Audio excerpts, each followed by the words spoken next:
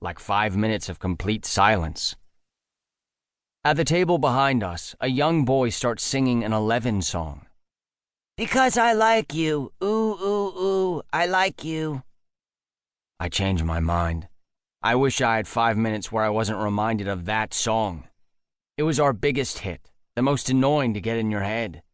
And it got so much radio time that I think even the die-hard fans got sick of it. Nuh-uh, a deep voice says. What have I told you about singing 11 songs? I like them, the boy protests. Their lyrics are lazy and cliché. They suck. I can't help it. I snort. Loudly. Oops. I clear my throat and then cough, trying to cover that I'm eavesdropping on a private conversation. Subtly, I glance over my shoulder.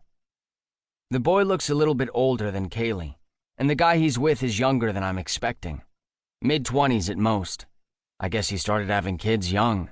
Not that I can judge anyone. I was 22 when Kaylee happened, and she was definitely not part of my life plan. My gaze finds my daughter's, and the familiar heaviness of guilt fills my chest. She might not have been planned, but in no way was she a mistake. I wouldn't trade her for anything. In fact, I gave up my whole life for her, and I'd do it again in a heartbeat. And again, and again, and again. The kid behind us starts humming the song now, and I have to get up and leave before I burst into laughter when the guy with him groans. Come on, Kaylee. You can go play and I'll watch. My fearless daughter races up the padded stairs to the jungle gym of tunnels running throughout the place while I sip on my coffee and try not to lose her.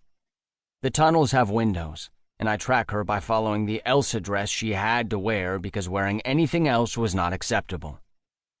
Not that I can't afford to replace the dress she's determined to destroy, but that's not the point.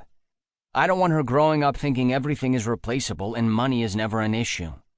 I don't want her to become like those spoiled kids at her school.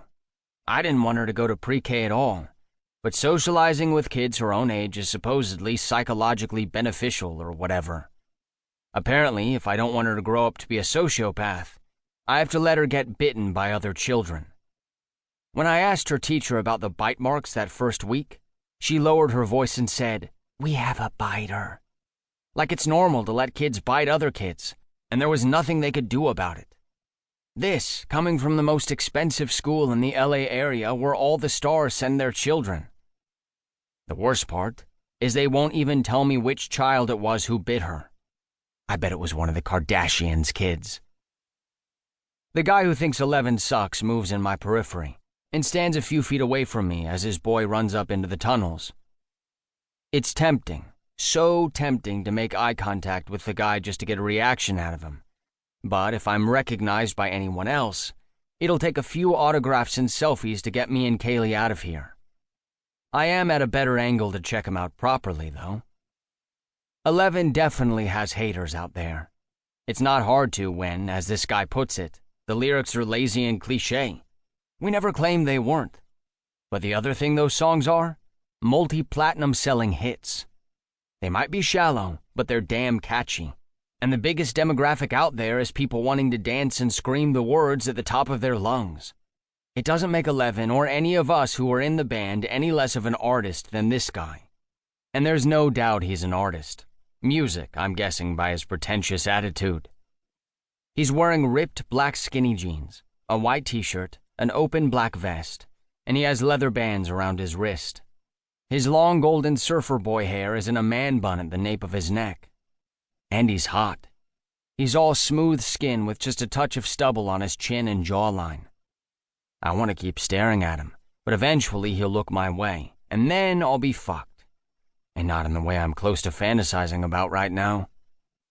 I miss sex. There's something to be said about only getting laid once in 5 years. An ear-piercing screech fills the space, and I know without a doubt it's my daughter. Another kid wails, "Stop!"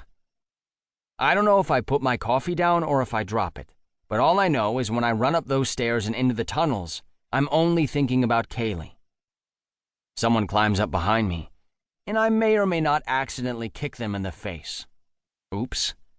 I turn to make sure it's not a child and I haven't hurt them, but all I see